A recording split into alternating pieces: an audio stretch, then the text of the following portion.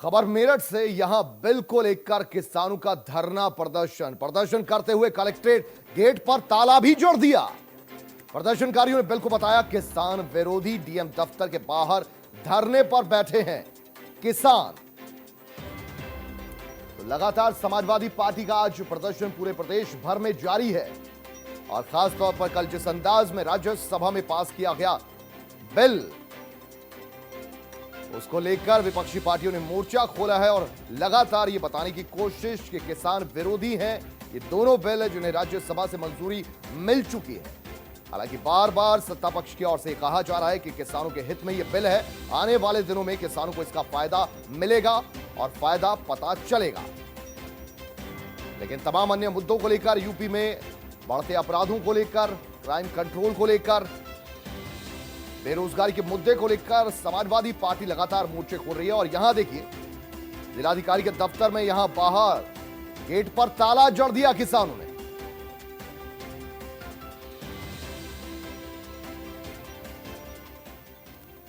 उधर कन्नौज के सलेमपुर गांव में सामुदायिक शौचालय योजना भ्रष्टाचार की भेंट चढ़ गई। ग्राम प्रधान और सचिव की मिलीभगत से शौचालय निर्माण कार्य में खुलेआम घोटाला हो रहा है। घटिया क्वालिटी की ईंट और मसालों से शौचालय बनाए गए। इस मामले में अब आला अधिकारी भी अनजान बने बैठे हैं।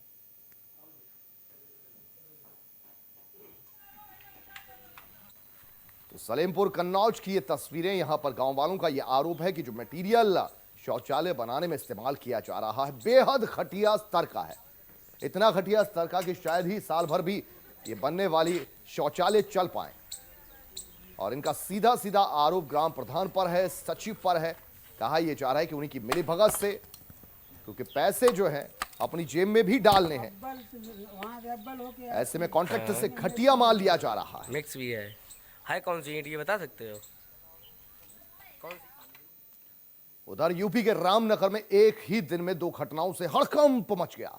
रामनगर के पटरानी में एक शख्स पर बाघ ने शौच के बाद घर लौटते समय जानलेवा हमला कर दिया, तो वहीं दूसरी घटना में एक शख्स बाघ देख बीच जंगल में बाइक छोड़कर भाग निकला।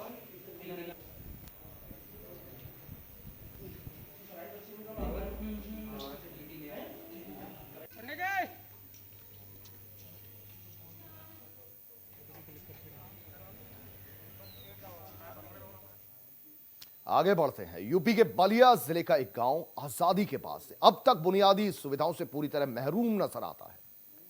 गांव में ना तो सड़क है, ना ही पीने का साफ पानी और ना ही अब तक गांव में बिजली ही पहुंच पाई। गांव वालों की कई शिकायतों के बाद अब जिले के डीएम ने गांव में विकास कार्यों की रिपोर्ट तलब की है।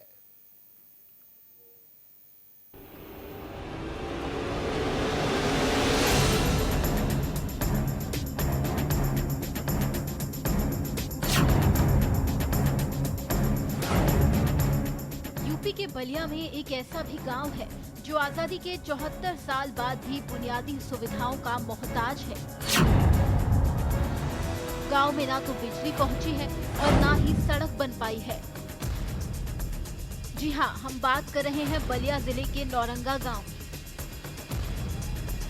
इस गांव के लोगों को मुख्यालय तक जाने के लिए अपनी जान जोखिम में डालकर नाव का सहारा लेना पड़ता है। गांव वालों का कहना है कि 2 साल पहले बिजली के खंभे गांव में जरूर लगाए गए थे, लेकिन वो भी सिर्फ आधे गांव में ही लगाए गए और आधे बिजली के खंभों में आज तक बिजली नहीं पहुंच पाई है। मैं राजेंद्र राम, ग्राम पोस्ट नौरंगा, जिला बलिया, उत्तर प्रदेश का रहने वाला हूँ। आज तक बिजली का कोई हम लोग का साधन हुआ ही नहीं। ये 2 साल हुआ लगभग बिजली का खंभा गड़े हुए, अभी तक लाइट का कोई प्रबंध नहीं हुआ। इतने आज़ादी के बाद हम लोग अंधेरे की रात गुजारते रहते हैं, कोई लाइट का व्यवस्था हुई नहीं। इतना ही नहीं, गांव में बुनियादी सुविधाएं न होने की पुष्टि खुद जिले के जिला अधिकारी कर रहे हैं। डीएम ने मुख्य अधीक्षण अभियंता से गांव में जल्द से जल्द बिजली पहुंचाने और कार्य योजना की रिपोर्ट मांगी है। नौरंगा में अभी तक बिजली नहीं पहुंची है। वो शायद यही है कि बिहार और बलिया का टक्कर होने के लिए अभी तक वहाँ सोलर लाइट से ही लोगों को लाइट मिलती है हर घरों में। तो एक योजना है जिसमें खंभे और तार खींचे गए हैं लेकिन अभी एनर्जाइज जो ऊर्जीकरण होता है वो नहीं हुआ है, तो एक घर में भी अभी लाइट की सप्लाई नहीं है। उसका कारण शायद ये है कि बिहार गवर्नमेंट की जो भी सरकारी जो सप्लाई होगी वो बिहार के नेटवर्क से होगी, तो कुछ दिक्कतें उसमें होंगी, कुछ उसकी रिमोट एरिया है उसके नाते वर्किंग और इम्प्लीमेंटेशन में दिक्कत होगी, बट उसे नोट किया गया है। और मुख्य ये अधीक्षण अभियंता विद्युत से ये अपेक्षा की गई है कि इसकी कार्य योजना प्रस्तुत करें कि कब तक वो कार्य पूर्ण होगा और उन्नीकरण जल्दी से जल्दी कब कराएंगे, और इसमें अगर कोई कठिनाई हो तो उसे अवगत कराएं, जिसे बिहार या वहाँ के से संबंधित जो अधिकारीगण हैं उनसे वार्ता कर और शीघ्र ऊर्जीकरण का कार्य कराएं। नौरंगा गांव मुख्यालय से करीब 35 किलोमीटर दूर है। इस गांव के लोगों को सड़क से लेकर पीने योग्य पानी तक भी मयस्सर नहीं है। रोशनी के नाम पर कुछ ग्रामीणों को सोलर लाइट जरूर दी गई है, लेकिन बिजली की आपूर्ति पूरी नहीं हो पा रही है। हालांकि डीएम ने गांव के विकास कार्यों की रिपोर्ट जरूर मांगी है, लेकिन गांव में बुनियादी सुविधाओं के लिए ग्रामीणों का इंतजार कितना लंबा होगा ये कहना फिलहाल मुश्किल है। R9 टीवी के लिए बलिया से मुकेश मिश्र की रिपोर्ट।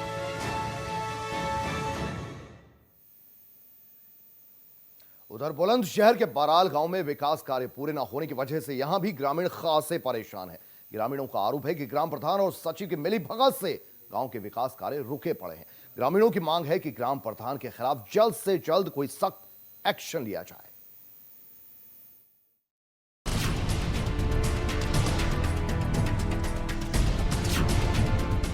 गांव में ग्राम प्रधान और सचिव की मिलीभगत से गांवों के विकास कार्य रुके हुए हैं। प्रदेश के कई गांवों में विकास का पैसा ग्राम प्रधान और सचिव की जेब में जा रहा है। कुछ इसी तरह का मामला बुलंदशहर तहसील के बराल गांव से सामने आया है। गांव की आबादी तकरीबन 16,000 है और 7 गांव को एक साथ जोड़कर बराल गांव बनाया गया है। लेकिन गांव में रह रहे तमाम लोगों का आरोप है कि ग्राम प्रधान ने विकास के लिए आई निधि का गबन किया है। गांव के लोगों का कहना है कि उनके द्वारा आरटीआई के तहत ग्राम प्रधान की विकास योजनाओं का ब्यौरा मांगा गया था, जिसमें ग्राम प्रधान ने तमाम विकास के कार्य दिखाए, जबकि गांव में एक भी कार्य पूरा नहीं कराया गया है। गांव बेहद बुरे हालातों से गुजर रहा है। गांव में गंदगी बेशुमार है। गांव में बिजली न होने की वजह से दिन ढलते ही पूरा गांव अंधेरे की आगोश में समा जाता है। गांव के लोगों की लाख गुजारिशों के बाद भी कहीं सुनवाई नहीं हुई है। समस्या भैया हमारे यहाँ प्रधान ने कुछ तो कोई सुविधा नहीं करी, मतलब खरंजा वरंजा कोई लाइट वगैरह, शौचालय, फ्रिज वगैरह ये कोई नहीं। जो भी पैसा आया सब प्रधान ने खाया है। अब आप लोग क्या चाहते हैं? हम ये चाहते हैं कि हमारे गांव में जो प्रधान ने पैसा लिया, हमारे गांव में कोई विकास होना चाहिए और उसकी जानकारी होनी चाहिए प्रधान जी की, क्या कहाँ लगाया वो पैसा, कि हमारे गांव में नहीं लगा तो हाँ हम उनकी जांच कराते हैं। शौचालय भी नहीं बनाए? नहीं, शौचालय भी नहीं बना यहाँ पे। कहाँ पे लगा वो पैसा, इसकी जांच कराओ। तो बराल गांव के तमाम लोगों से बात करके समझने की कोशिश की है कि जो गांव विकास योजनाओं के लिए अलग अलग तरह से निधि आती है वो आखिर कहाँ प्रधान जी ने लगाई है। तमाम लोगों का यही कहना है कि जो गांव की विकास निधि है वो प्रधान जी पूरी तरह से गबन कर चुके हैं। विकास कार्य यहाँ पर नहीं कराए गए हैं। सभी ने R9 टीवी के माध्यम से गुहार लगाई है कि इस गांव की तरफ रुख करें, इस गांव में भी विकास कराएं, क्योंकि इस गांव में एक भी स्ट्रीट लाइट नहीं है। जैसे ही दिन ढलता है पूरे गांव में अंधेरा हो जाता है, बुजुर्ग गिर जाते हैं, बच्चों के लिए खतरा बना रहता है। जो जिला पंचायत से काम हुए थे वो भी अपनी पंचवर्षीय योजना में दर्शाए हुए हैं। जो विधायक निधि से काम हुए वो भी अपनी पंचवर्षीय योजना में दर्शाए हुए हैं। हमने RTR डाली, RTR आधी अधूरी दी ब्लॉक वालों ने हाथ से बना के। शिकायत कर रहे हैं अधिकारियों से शिकायत कर रहे हैं बार बार। जांच होने रही, जांच के आदेश हुए 8 महीने हो गए, आज तक जांच नहीं हो पाई है। क्या कहते हैं? CDO साहब कोरोना का बहाना ले देते हैं, कोरोना चल रहा है, जबकि और गाँव के प्रधानों की जाँच हो रही है। तो गाँव में कोई विकास कार्य नहीं हुआ? प्रधान दबंग है, राजनीति में रहता है, इसकी ऊपर तक साठगांठ है। ब्लॉक वाले भी, CDO दफ्तर वाले भी सब मिले हुए हैं आपस में। हमारे यहाँ बिल्कुल भी 1 रुपया लगाया नहीं है इस प्रधान जी ने। अच्छा जी सर। आप लोगों के द्वारा लगातार शिकायत की जा रही है? हमारे द्वारा लगातार उनसे शिकायत की जा रही है कि जी हमारे इस काम को कराएं, हमारे इस काम को कराएं, लेकिन हमारा कोई भी पुलिया है, नाली है, लाइट है, खरंजे है, फ्रीजर है, पानी है, कोई भी विकास हमारे यहाँ नहीं कराया जा रहा है। और ये कह के हमको भगा दिया जाता है वहाँ से कि आपने मुझे वोट नहीं दिया, हम आपको यहाँ कोई काम नहीं कराएंगे। अधिकारी भी इस बात के लिए हमारी नहीं सुन रहे, जांच तक नहीं हुई। बुलंदशहर के बराल गांव में थे, सभी लोगों से बातचीत करके समझने की कोशिश की है कि इस गांव में किस तरह की समस्याओं का सामना गांव के लोगों को करना पड़ रहा है। सभी का यह कहना है कि गांव के जो प्रधान है उन्होंने गांव के लिए जो विकास कार्य के लिए निधि आती है वो पूरी गबन कर लिया है। गाँव में एक भी विकास कार्य नहीं कराया गया है। जो स्ट्रीट लाइट के लिए पैसा आया था वो कागजों में दिखा दिया गया है, लेकिन धरातल पर उसका कोई असर नहीं है। ग्रामीणों का आरोप है कि ग्राम प्रधान लगातार शौचालय और सरकारी इमारतों की मरम्मत के लिए सरकार से पैसा वसूल रहा है, लेकिन गांव में उस पैसे का इस्तेमाल नहीं किया जा रहा है। गांव में कोई शौचालय नहीं है, न ही प्राइमरी स्कूलों की कोई मरम्मत कराई गई है। गांव में तमाम लोग तकरीबन 8 महीने से प्रयास कर रहे हैं कि ग्राम प्रधान के खिलाफ जांच बैठ जाए। लगातार दफ्तरों के चक्कर भी लगा रहे हैं, लेकिन नतीजा कुछ नहीं निकल पा रहा। ऐसे में ग्रामीण न्याय के लिए दर दर भटक रहे हैं। R9 टीवी के लिए बुलंदशहर से समीर अली की रिपोर्ट। कौशाम्बी के उदहिन खुर्द गांव में पीएम सम्मान निधि का मजाक बनाया जा रहा है। गांव में गरीब किसानों की जगह योजना का लाभ अपात्र लोगों को दिया जा रहा है, जिससे ग्रामीणों में अच्छा खासा गुस्सा देखने को मिल रहा है। ये रिपोर्ट देखिए। यूपी के कौशाम्बी में प्रधानमंत्री किसान सम्मान निधि योजना धांधली का शिकार हो गई है। जिले में 2000 रुपए के चक्कर में फार्मासिस्ट, रिटायर्ड शिक्षक, सेना के जवान और आंगनवाड़ी वर्कर्स गरीब किसान बन गए हैं। इतना ही नहीं, कई मृतकों का भी नाम योजना में शामिल किया गया है। मृतकों को योजना का लाभ देने की जानकारी खुद उप कृषि निदेशक ने ही दी है। और जब इस फर्जीवाड़े का खुलासा आधार कार्ड सत्यापन के दौरान हुआ तो गांव में हड़कंप मच गया। अकेले सिरातू क्षेत्र के ही दर्जनों गांव में धांधली देखने को मिल रही है। आनन फानन में जिला अधिकारी के निर्देश पर कृषि विभाग ने राजस्व कर्मियों के माध्यम से ऐसे लोगों के नाम सूची से हटाने का निर्देश दे दिया है। इतना ही नहीं, फर्जीवाड़े से सूची में आए नामों से रिकवरी करने के निर्देश भी दिए गए हैं। किसान सम्मान योजना के अंतर्गत हम लोग हर ब्लॉक में अभी सत्यापन भी करा रहे हैं। सभी तहसीलों को आदेश भी दिया है, अगर कोई भी अपात्र जिसके पास खेती नहीं है, कोई सरकारी नौकरी में है, वकील है, प्रधान है, और अगर कोई संवैधानिक पद पे और भी बैठा हुआ कोई भी ऐसा मिलता है किसान, तो उसको हम लोग वसूली की कार्रवाई करेंगे। उसको संबंधित तहसील के माध्यम से उसको नोटिस दे करके उससे वसूली की कार्रवाई करके संबंधित खाते में जमा किया जाएगा धनराशि। तो ये हम लोगों ने चालू कर दिया पूरे जिले में। प्रधानमंत्री किसान सम्मान निधि योजना का मकसद किसानों को साल में 6 बार आर्थिक मदद देकर मजबूत बनाना था, लेकिन इसमें भी शातिरों ने पलीता लगा दिया। सिराथू ब्लॉक के उदहिन खुर्द गांव में दर्जनों अपात्रों को योजना का लाभ मिल रहा है।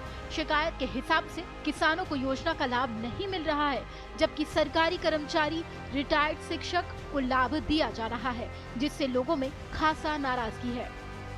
इस धांधली का खुलासा तब हुआ जब आधार कार्ड का सत्यापन शुरू हुआ। सत्यापन के दौरान दर्जनों ऐसे अपात्र मिले जिन्हें योजना का लाभ मिलना ही नहीं चाहिए था। ऐसे में इसकी जानकारी जब विभाग को हुई तो हड़कंप मच गया। आनन फानन में जिला अधिकारी ने मामले की जांच के आदेश दे दिए।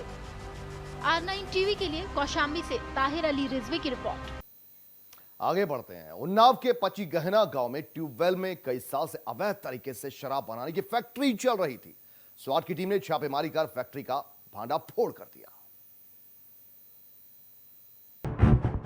उन्नाव के पचीगहना गांव के बाहर बाग में बने ट्यूबवेल में अवैध तरीके से बनाई जा रही शराब पर स्वाट टीम ने छापेमारी की है।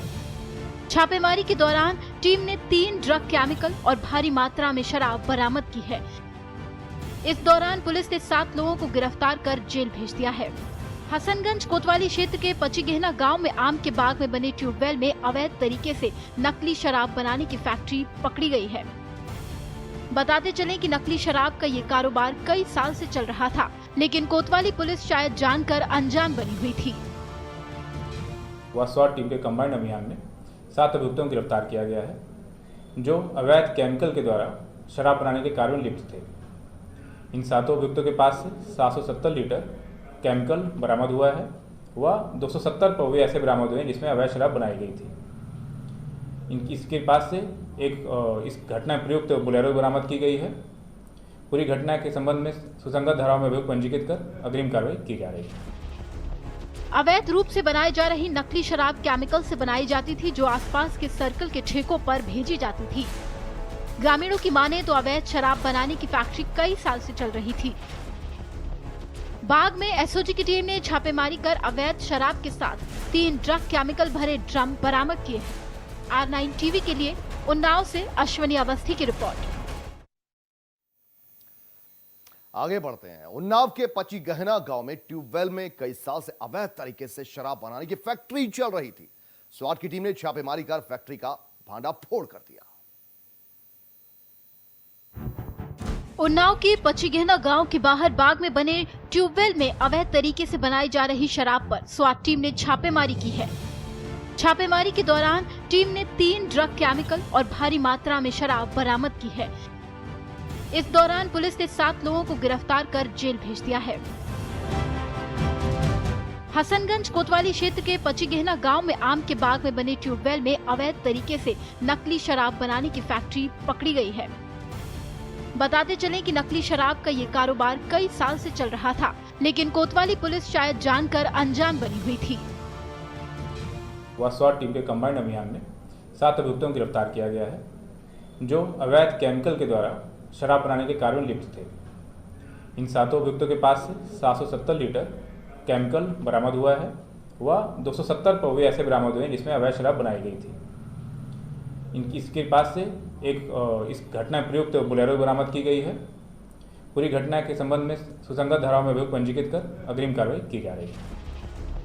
अवैध रूप से बनाई जा रही नकली शराब केमिकल से बनाई जाती थी, जो आसपास के सर्कल के ठेकों पर भेजी जाती थी। ग्रामीणों की माने तो अवैध शराब बनाने की फैक्ट्री कई साल से चल रही थी। बाग में एसओजी की टीम ने छापेमारी कर अवैध शराब के साथ 3 ड्रग केमिकल भरे ड्रम बरामद किए हैं। R9 टीवी के लिए उन्नाव से अश्वनी अवस्थी की रिपोर्ट। अलीगढ़ के बुढ़ाका गांव में प्रधानी की रंजिश को लेकर युवक की हत्या कर दी गई। पुलिस ने मामले में 8 लोगों के खिलाफ मुकदमा दर्ज कर दिया है। यह रिपोर्ट देखिए। अलीगढ़ के थाना टप्पल इलाके के गांव बुढ़ाका में प्रधानी की पुरानी रंजिश में हत्या का मामला सामने आया है।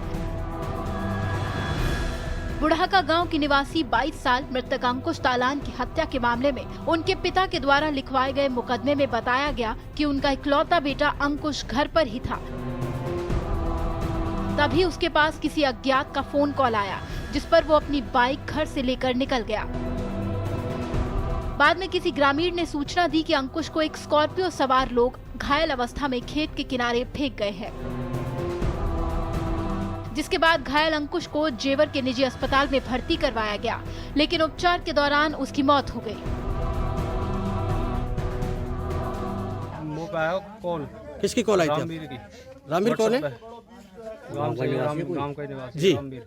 वॉइस कॉल आई और फिर बोलो कि यहाँ को तो कर दियो काम, अब 13 नंबर है और तू बदमाशी करोगे। मैंने तो भैया कोई बदमाशी ना करी, कहे कि तू वहाँ के संग क्यों बैठ रहे हो? वहाँ के संग किसके संग? जो बहना को जो तो तुम क्यों बैठ रहे हो? अच्छा। और तुम एक एक करके सबरे मारे जाओगे। अच्छा। और ये यहाँ को तो कर दियो या कि बाप को फ़ोन कर दे और अपने यार पे कर दे, को उठा ले जाएंगे वहाँ पर। परिजनों के मुताबिक उसे गांव में पुरानी प्रधानी रंजिश के चलते घर बुलाकर इतना पीटा गया कि उसकी मृत्यु हो गई। वहीं खैर क्षेत्र अधिकारी ने बताया कि मामले की जांच चल रही है। थाना टप्पल बुढ़ाका गांव के अंतर्गत एक युवक लगभग 22 वर्ष की उम्र की, उसकी हत्या की गई है और उस हत्या में आवश्यक विधिक कार्रवाई की गई है। लगभग 8 लोग नामजद किए गए, 2 अज्ञात हैं और उसमें कानूनी कार्रवाई की जाएगी। घटना की सूचना पर पहुंची पुलिस ने मृतक के पिता की तहरीर पर नामजद 8 लोगों समेत अज्ञात 2 लोगों के विरुद्ध मुकदमा दर्ज किया है। फिलहाल पुलिस हत्यारों की तलाश में जुटी हुई है। R9 टीवी के लिए अलीगढ़ से प्रमोद कुमार की रिपोर्ट। उत्तर प्रदेश का मिर्जापुर जिला अपने पत्थर के लिए जाना जाता है। यहाँ के लाल और सफेद पत्थरों से सिर्फ सड़क या मकान ही नहीं बनते बल्कि यहाँ के पत्थरों से अशोक स्तंभ और मूर्तियां भी बनाई जा रही हैं। जिले के पत्थरों की खासियत है कि पानी से और पानी में भी ये खराब नहीं होते। इसी खासियत के चलते नोएडा और लखनऊ के पार्क में मिर्जापुर के ही पत्थरों का इस्तेमाल हुआ है। आज भी जिले के पत्थर से मूर्ति बनाने के साथ ही तमाम भव्य आकृतियां बनाई जा रही हैं। नगर में तमाम स्थानों पर पत्थरों पर आलीशान नक्काशी से सजे तमाम इमारतों को देखा जा सकता है। इनमें पक्का घाट, कुआं और घंटाघर इसके खूबसूरत उदाहरण हैं। इसके विषय में इतिहासकारों का मानना है कि जिले के पत्थर उद्योग में तमाम संभावना है। जरूरत इस उद्योग को सरकारी स्तर पर सहूलियत देकर विकसित करने की है।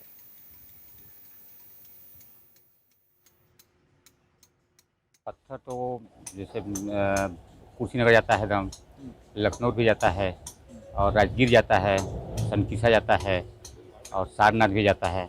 जहाँ जहाँ बुद्ध प्रतिमा का मूर्ति होती है ना, वहाँ मूर्ति जाती है।